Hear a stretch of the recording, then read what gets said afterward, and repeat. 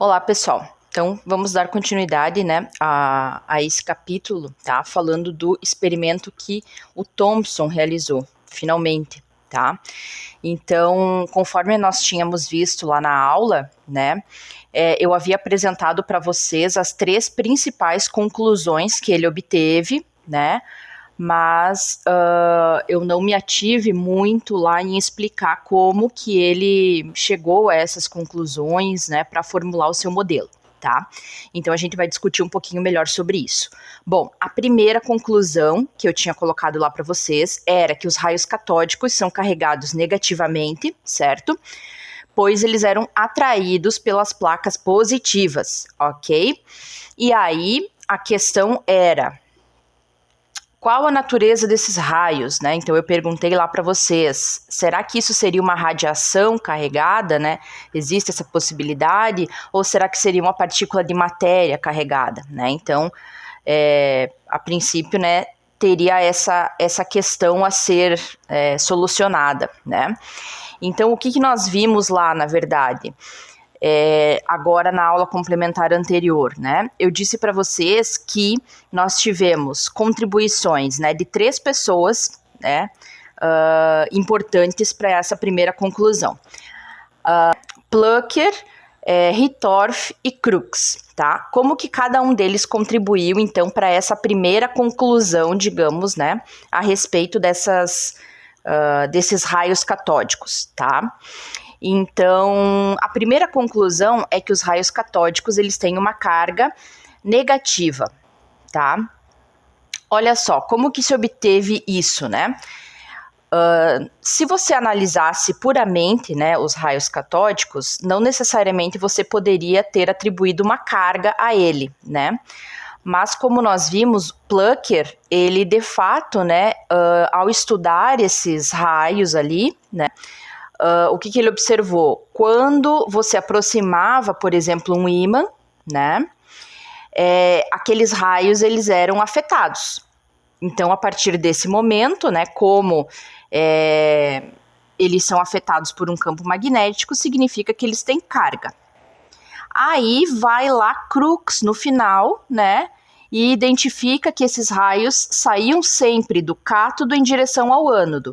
Como o cátodo ele é o polo negativo, né, naquele experimento, e o Plucker tinha, claro, né, atribuído que eram afetados, então, por campos magnéticos, se associou-se que, juntando os dois, eles tinham carga, e essa carga era negativa porque saía do cátodo.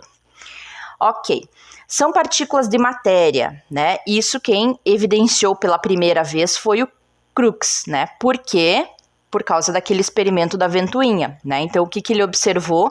Ele observou que se você ligasse, então, né, o aparato lá com uma ventoinha no interior da ampola dele, né? Quando o cátodo estava direcionado, então, por exemplo, né, o cátodo estava na esquerda, né? Sendo emitido em direção à direita, a ventoinha se movimentava nesse sentido, né? Inclusive, inverteu-se os polos, né? Sendo o cátodo, então, aqui à esquerda, sendo o cátodo aqui à direita e o ânodo na esquerda, a ventoinha ela iria se mover de forma contrária, né? Então, perfeitamente seguindo a direção do raio catódico, né? Para que eu movimentasse, então, a ventoinha, né? Eu precisaria que aquele raio fosse constituído de algo material. E com, no caso, as conclusões lá de Hittorf, né, foi observado, então, que essas partículas, então, né, agora reunindo a informação de todo mundo, teriam uma trajetória retilínea. Por quê? Porque quando se colocava aquela cruz maltesa na frente, né, do cátodo, o que se observava? Se observava exatamente uma sombra, né, e uma sombra perfeita, né? Ou seja, não tinha nenhum tipo de distorção. E observou-se que quando se colocou a cruz maltesa, né, além da sombra ela ser perfeita, né, o que também influenciava isso era que todos aqueles raios, né, quando eles incidiam sobre o material da cruz, eles eram absorvidos por aquele material. Ou seja, né, a gente poderia associar como se fosse algo que teria uma massa muito pequena, né, se tivesse massa, né? Por quê? Justamente porque, vamos supor, ele não acabava, digamos, colidindo com o material, né? E por ser muito massiva, digamos, a partícula que estava formando aqueles raios, né? Elas não chegavam a colidir e ser desviadas, por exemplo, né? Na verdade, elas deveriam, inclusive, ser pequenas a ponto daquele material até absorver essa partícula, né? Então, vamos pensar dessa forma, tá? Eu vou mostrar para vocês agora como foi o experimento que o Thomson realizou, tá? Então, qual foi o primeiro diferencial dos demais? A questão, né, da avaliação da influência de um campo elétrico sobre os raios catódicos. Isso, né, os anteriores eles não tinham conseguido evidenciar. Então, Thomson, o que ele fez? Tá? Vamos entender. Ele tinha lá a ampola de Crookes, certo? Ele tinha o cátodo dele, vamos supor, no lado esquerdo. Um pouco depois, né, depois de uma certa distância, ele colocou o ânodo. Ele fez o ânodo perfurado para direcionar os raios, né, que passassem, que foi aquela ideia do Goldstein, tá? E simplesmente, então, ele ligou o equipamento, né, ligou o vácuo, ligou a questão da voltagem, e o que ele observou, né?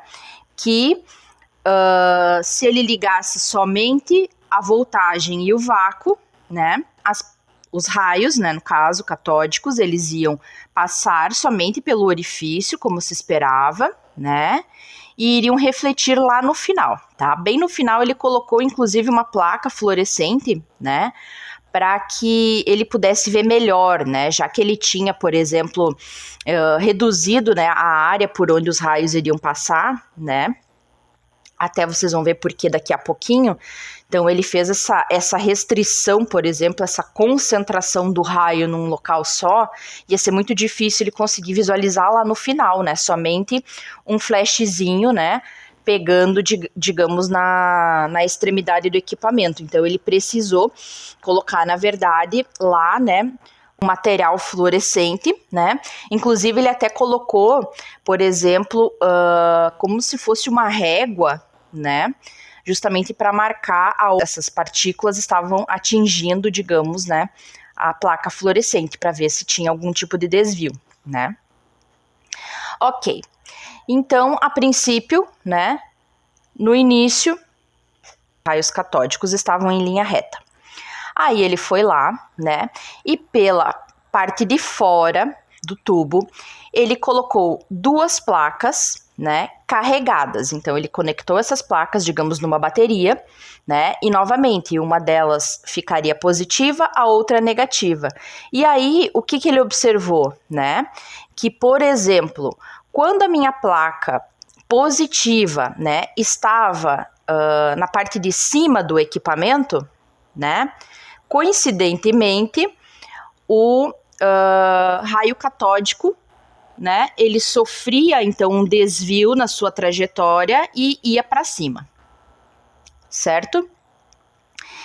E ele inverteu também, né, a localização dessas placas, né, colocando, por exemplo, a placa positiva embaixo, e quando ele fez isso, o que fez o raio catódico? Desviou para baixo, numa certa angulação, né? Ou seja, com isso, digamos que ele comprovou, né, que, olha, realmente, né, é uma carga negativa. Por quê? Porque está sendo atraída por esse polo, né, por essa placa positiva. Mas não só isso, né? Nós temos também um outro tipo, digamos, de analogia que pode se fazer, que é com relação à comprovação de que realmente era matéria, né? Então, claro, o Crookes ele evidenciou lá pelo experimento com a ventoinha, né, que deveria ser algo com massa, mas com esse experimento aqui utilizando então um campo elétrico pela parte externa do equipamento, né, imaginando que aquilo fosse simplesmente uma luz, como essa luz ela estaria no vácuo, né, ela não sofreria um efeito dos campos elétricos, tá? Por quê? porque na verdade as ondas ali eletromagnéticas, que no caso é o caso da luz, né, elas poderiam se afetar entre si, né, somente por um meio físico. Então, a princípio, no vácuo, né, a luz, no caso as ondas ali, né, que formam as luzes e as radiações eletromagnéticas, elas não se influenciam entre si, né, porque elas são somente oscilações, né, do meio. Então, na verdade, é como se elas não sofressem, né, influência de campos elétricos e magnéticos, né? Então, teoricamente, no vácuo, como era o caso desse experimento, não seria algum tipo de radiação eletromagnética, né? Quando nós temos ali as placas carregadas, é bem fácil nós sabermos, né, para onde que vai ser desviado aquele raio catódico, né? Então, ele sendo negativo, como a gente já viu, ele vai estar sempre no sentido da onde estiver a placa positiva. É muito fácil. Mas, se a gente tivesse, por exemplo, a influência de um campo magnético, para onde que esse raio catódico seria desviado, né? Aí é um pouco mais complicado, certo? Então, é o que Thomson ele também realizou, né, para fazer a verificação correta. Será que esse raio catódico seria influenciado por campos magnéticos também? Tá? Então, o que acontece? Quando nós temos o fluxo da carga, né, como vocês veem ali, passando então por um ímã, digamos, né, que vai fazer um campo magnético, existe a possibilidade, novamente, né, daquele raio catódico ser desviado para cima ou para baixo. E como eu sei, né? Bom, aí nesse caso, nós vamos precisar utilizar, né, a regra da mão direita de Fleming. Não sei se vocês lembram dessa regra, é uma regra lá da física, né? Então, como que funciona essa regra? Ela serve, né, para nós vermos quando uma partícula carregada, ela passa por um campo magnético, né, para onde ela será desviada, qual direção, ok? Olha só, nós vamos utilizar 3 dedos da mão direita, né? Então, peguem a mão direita de vocês, tá? Vocês vão utilizar o polegar, né, como se fosse, digamos, Y, X, né, com o indicador, e digamos que Z, o dedo do meio, ok? Certo. Pegam esses 3 dedos aqui, sempre da mão direita, tá? E eles 3, eles têm cada um, né, uma indicação, tá? Que está aqui. Por exemplo, eu coloquei para vocês, tá? Começando pelo dedo indicador. Então, o indicador, ele sempre vai indicar, tá, a direção do meu campo magnético, ok? Qual que é a direção do meu campo magnético? Sempre de norte para sul, tá? Então, vamos supor que a gente coloque um ímã e o polo norte está na minha direção e o polo sul na direção de vocês. Qual será a direção desse meu dedo? De mim para vocês. Então, apontando para vocês que é o sul, ok? Qual é o outro dedo, né? Então, digamos o dedo do meio. Para que ele serve? Ele vai servir para indicar a direção do fluxo da carga, tá? Para nós, qual é a carga, né? Para nós, as cargas são os raios catódicos, certo? Então, digamos, né, que o cátodo nosso, tá, está à direita e os raios catódicos estão fluindo da direita para a esquerda. A direção do meu dedo do meio é exatamente essa, da direita para a esquerda. Mas, se é como os nossos exemplos anteriores, né, onde nós colocamos o cátodo no lado esquerdo, né, e o ânodo no lado direito, para onde teria que apontar o meu dedo? Para lá, certo? Porque este é o fluxo do raio catódico, que é o fluxo das minhas cargas. Então, eu teria que fazer o quê? Virar a minha mão. Então, eu continuo apontando com o indicador para vocês. Por quê? Porque é de norte para sul. Mas o fluxo das cargas está indo da esquerda para a direita, que é a direção do raio catódico. Para onde apontar o meu polegar é a direção que a carga vai ser desviada.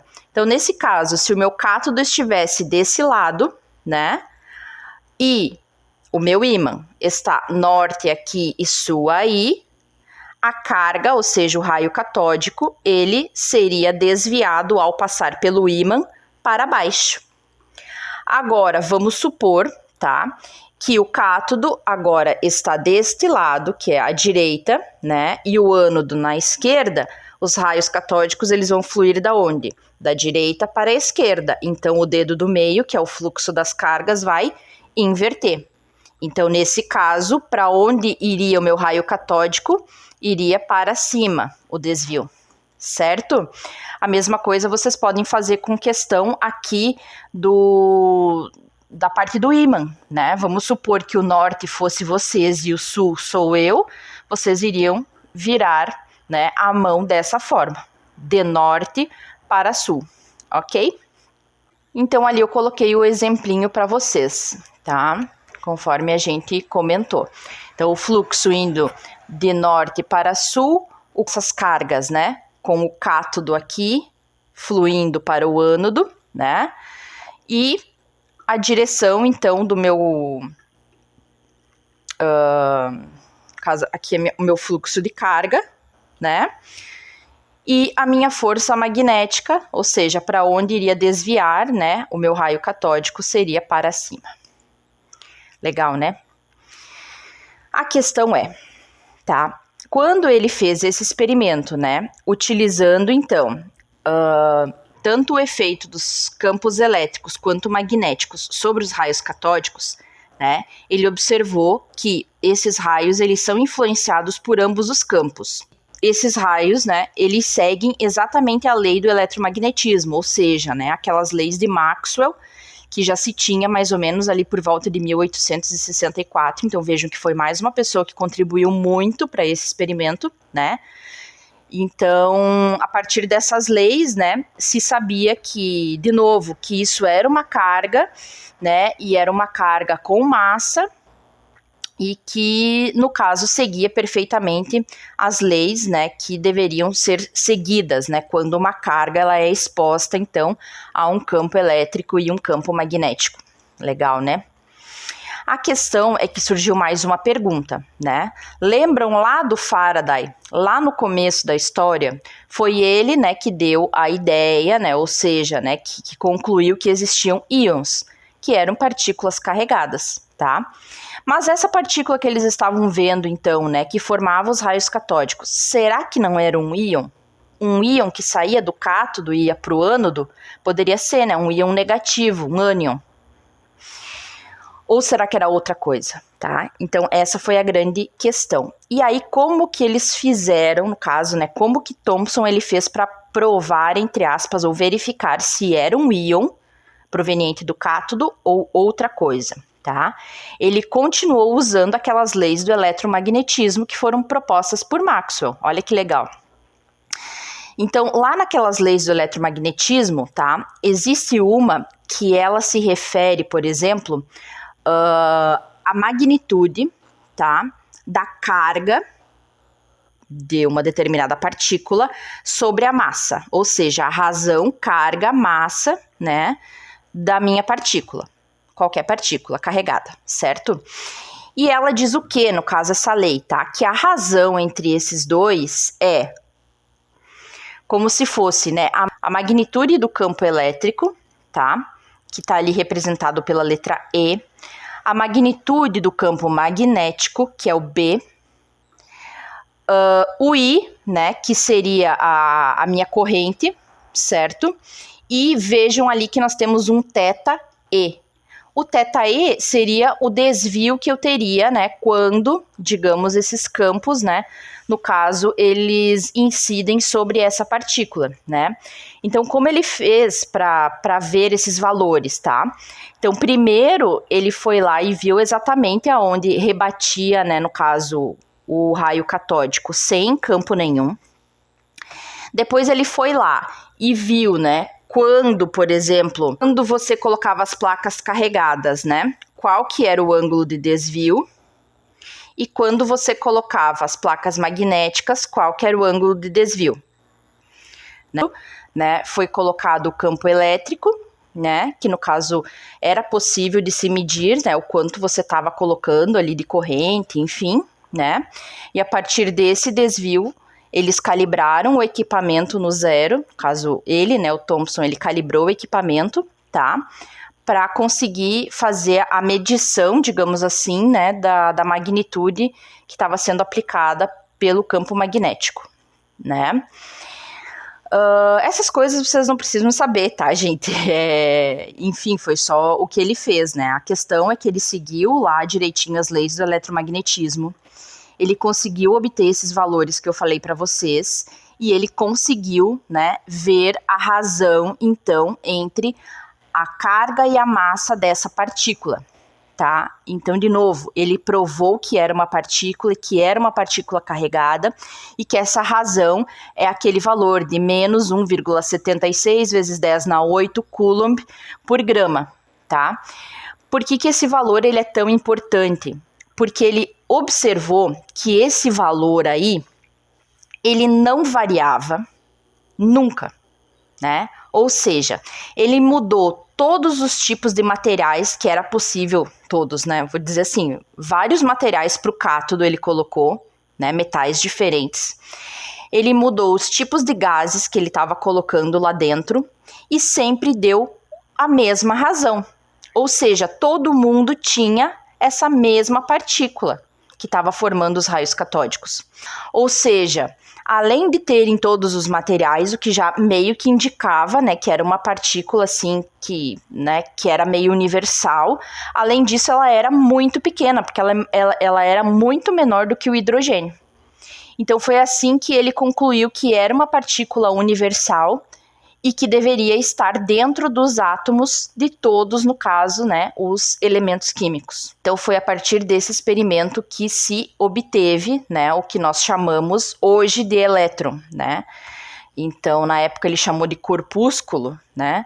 Mas depois foi dado então o nome de elétron para essa partícula, né, carregada negativamente e que é uma partícula subatômica, muito pequena. Ok? E aí nós temos, então, essa conclusão número 3, tá? Bom, espero que vocês tenham aprendido um pouquinho, né? E nós nos vemos, então, na próxima aula, ok? Até!